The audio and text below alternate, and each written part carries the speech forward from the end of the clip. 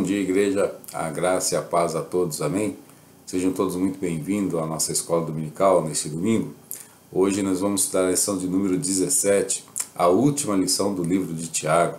O título da nossa lição, ela diz assim, acerca dos que se desviam.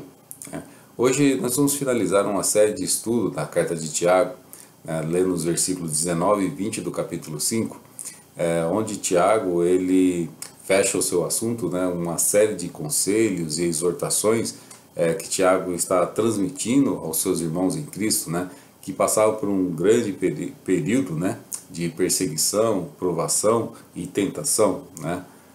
Na lição de hoje, nós poderíamos dizer que a mensagem de Tiago ela está bem focada na questão da reconciliação do homem, que se desviaram da verdade. Mas que verdade é essa que Tiago está mencionando lá nos versículos 19 e 20 do capítulo 5? Se nós pararmos para refletir sobre a carta de Tiago, nós vamos ver que toda a carta de Tiago, desde o capítulo 1 até o capítulo 5, o assunto vem abordando esse conteúdo.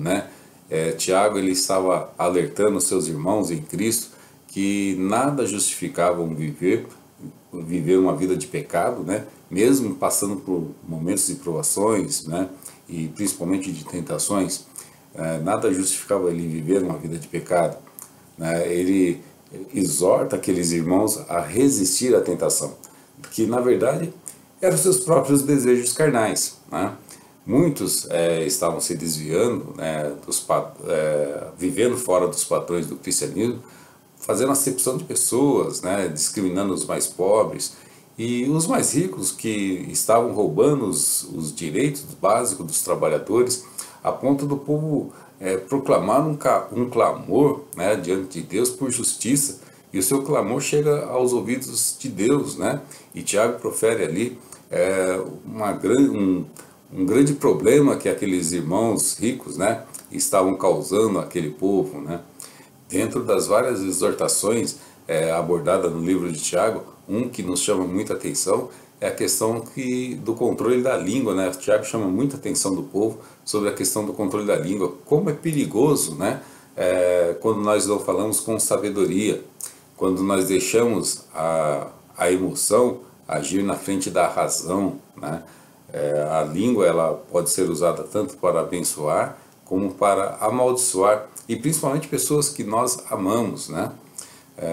Também vai falar sobre a submissão e a confiança que devemos ter em Deus, mesmo em diante de provações, independente da situação. E também vai falar sobre as orações que não são ouvidas, porque quando nós oramos para o nosso próprio prazer, para o nosso próprio deleite. Essas são algumas das verdades contidas na carta de Tiago. Aqueles irmãos, eles precisavam corrigir ali a sua postura para viver o verdadeiro cristianismo. Vamos ler o nosso texto básico da nossa lição, que se encontra lá em Tiago, capítulo 5, do versículo 19 até o versículo 20. Ele diz assim: meus irmãos, se algum de vocês se desviarem da verdade e alguém o trouxer de volta, lembre-se disso. Quem converte um pecador do erro do seu caminho, salvará a vida dessa pessoa e fará que muitíssimos pecados sejam perdoados. Uma das primeiras coisas que poderíamos destacar no texto que nós acabamos de ler é que Tiago se identifica com seus leitores, os chamando de irmãos, deixando transparecer ali que existia uma relação de intimidade que só podemos definir de uma certa maneira, a fé que unia a Deus, a fé no mesmo Deus. O cristianismo ele tem esse poder de unir pessoas de diversas raças, judeus e gentios, através da fé.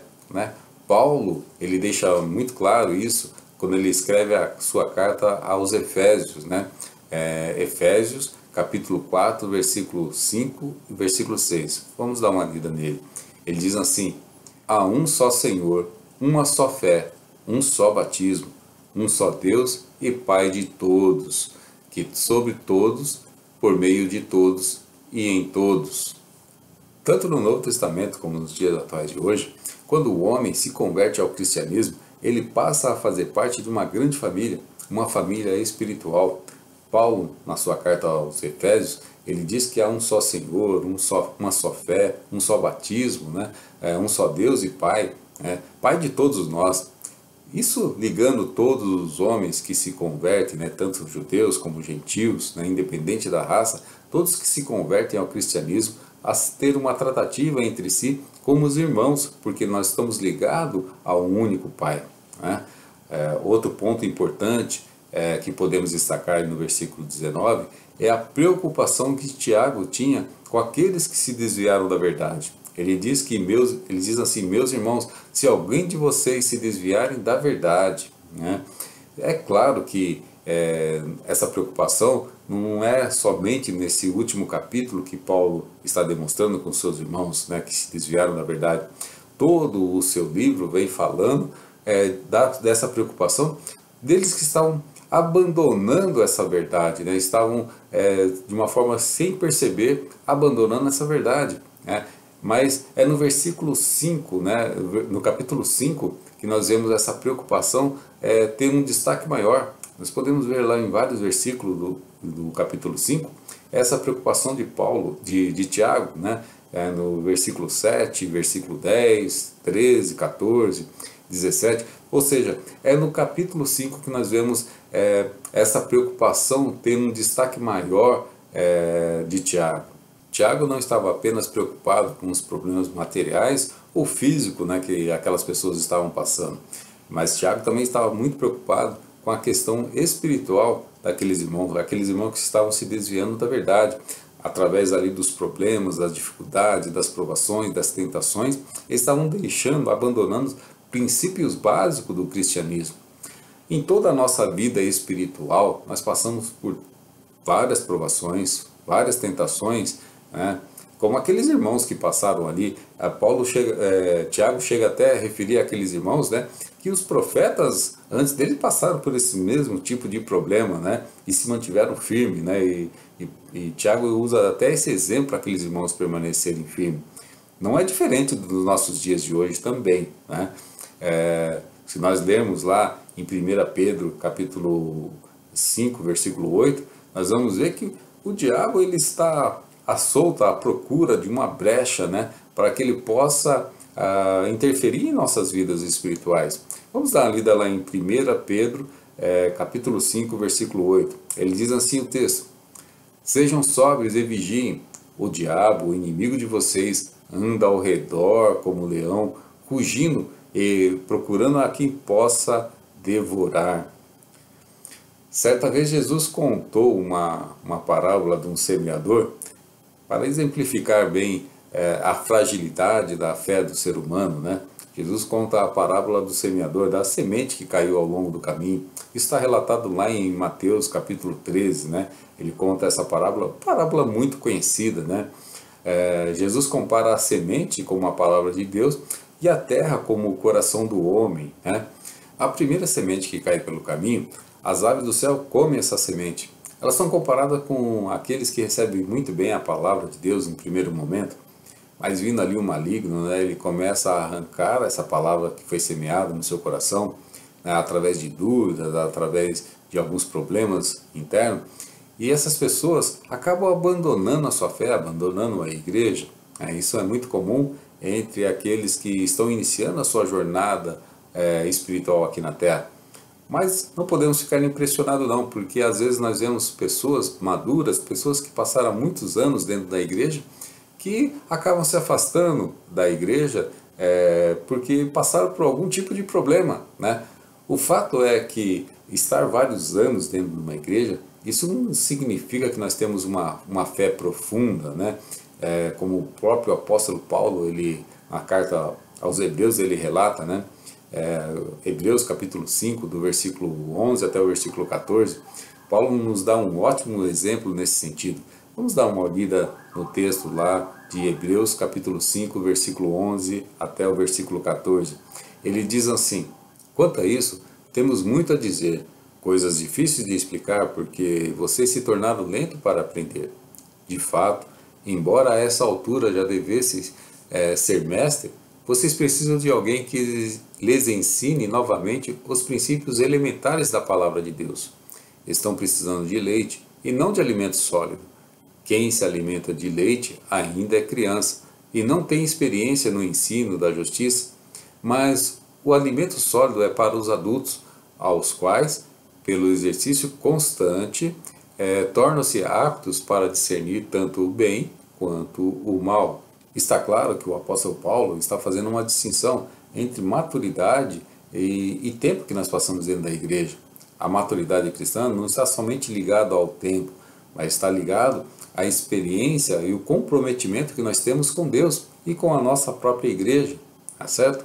A segunda semente, ela cai entre as pedras, e por não ter terra suficiente ali, ela não cria raiz profunda, e logo essa planta germina. Mas vindo as primeiras tribulações e as perseguições, ela abandona a sua fé, né?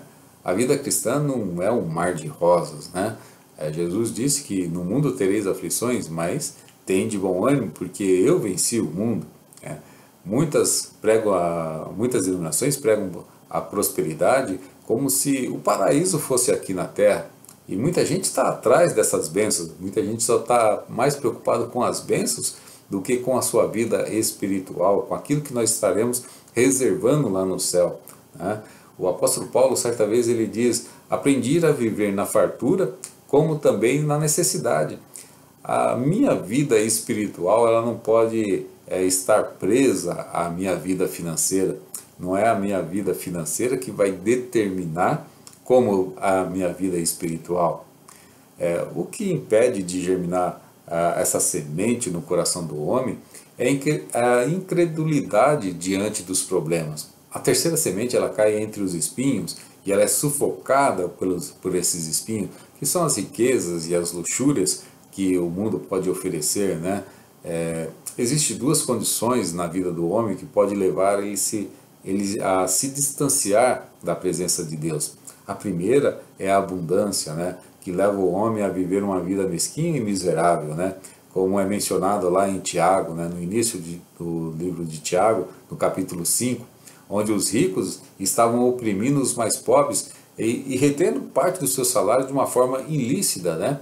Vamos dar uma lida lá em Tiago, capítulo 5, versículo 1 até o versículo 3. Ele diz assim: ouçam agora vocês ricos, chorem e lamentem-se, tendo em vista a miséria que lhes sobrevirá. A riqueza de vocês apodreceu, as traças corroem as suas roupas, o ouro e a prata de vocês enferrujaram. A ferrugem deles testemunhará contra vocês, e como o fogo lhes devorará a carne.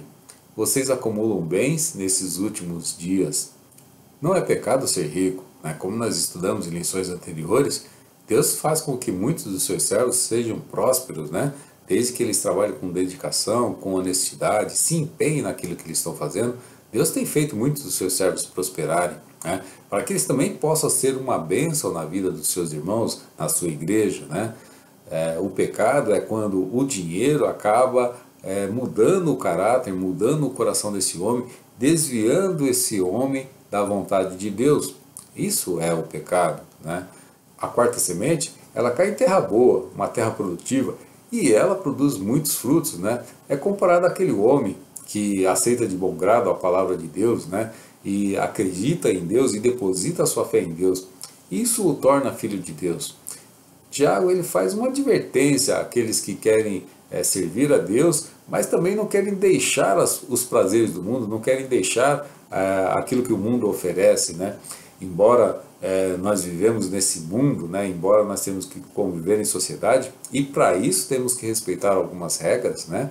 Mas nós não podemos deixar que a maldade do mundo possa direcionar a nossa vida.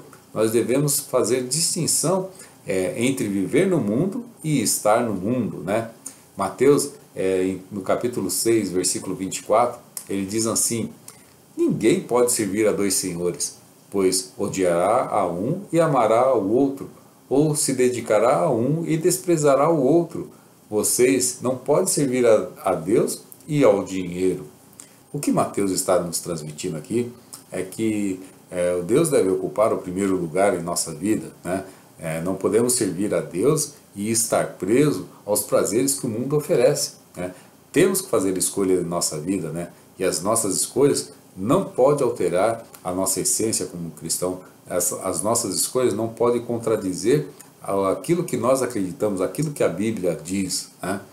O texto de Tiago também, ele retrata a responsabilidade que nós temos com os nossos irmãos, aqueles que se desviaram da verdade, aqueles que desviaram do caminho, né? Qual é a nossa responsabilidade com essas pessoas? O texto ele diz assim: meus irmãos, se alguém de vocês se desviar da verdade e alguém o trouxer de volta, né? Ou seja, o texto não está especificando quem tem essa responsabilidade, né, de trazer esse homem que se desviou da verdade. Não é o pastor, não é o diácono, não é os líderes da igreja, né? Tiago ele não faz uma especificação de quem tem essa responsabilidade, mas essa responsabilidade é de todos nós, né? O quanto vale a vida de um pecador, né? Alguns textos bíblicos, né, ele ajuda a gente a entender o quanto vale a vida de um pecador. Lá em Lucas, né, capítulo 15, do versículo 3 ao versículo 7, Jesus ele conta a parábola lá das ovelhas que havia se perdido, né? O pastor deixa lá as suas 99 ovelhas e vai atrás daquela, e quando ele acha, ele fica tão contente, né, que ele festeja com os seus amigos. Vai falar também da mulher que perdeu uma dracma, né, perdeu uma moeda, e quando ela procura, ela vasculha a casa inteira, e quando ela acha, ela festeja com as suas amigas. Ele faz uma comparação do homem que está perdido sem Deus, quando esse homem é reconciliado com Deus, né, como existe uma festa no céu por a vida daquele pecador que ele retorna, né. Nós vemos também a história do filho pródigo, né, que foi para uma terra longe, né, ficou longe do seu pai, e quando ele retorna, né, esse filho é recebido como uma festa enorme. Essa é uma alusão, né, de como é uma festa no céu quando um pecador se arrepende, né? Tiago, capítulo 5, versículo 19, né, ele diz assim: lembre-se disso, quem converter um pecador do erro do caminho salvará a vida dessa pessoa e fará que muitíssimos pecados sejam perdoados. É óbvio que Deus quer usar a sua vida, quer usar a minha vida, a vida do pastor, a vida dos obreiros, a vida dos diáconos, né, como um instrumento para salvar vidas, né, vidas que estão longe dos caminhos do Senhor, vidas que estão sem compromisso com Deus. Amém? Para nós concluirmos a nossa lição de hoje, nós podemos dizer que o caminho da reconciliação com Deus é somente através de um coração quebrantado, né? E somente a ação do Espírito Santo na vida do homem pode convencer o homem do seu pecado e pode converter esse coração do homem. Mas o primeiro passo depende do homem, né? Mas nós podemos fazer uma coisa: nos colocar à disposição de Deus, nos colocar como um instrumento nas mãos de Deus, para que nós possamos levar uma palavra, né, uma palavra de reconciliação a esse homem, para que através do exemplo da nossa vida, através do nosso testemunho, esse homem possa vir a se converter a Deus. Amém? Que Deus abençoe a todos.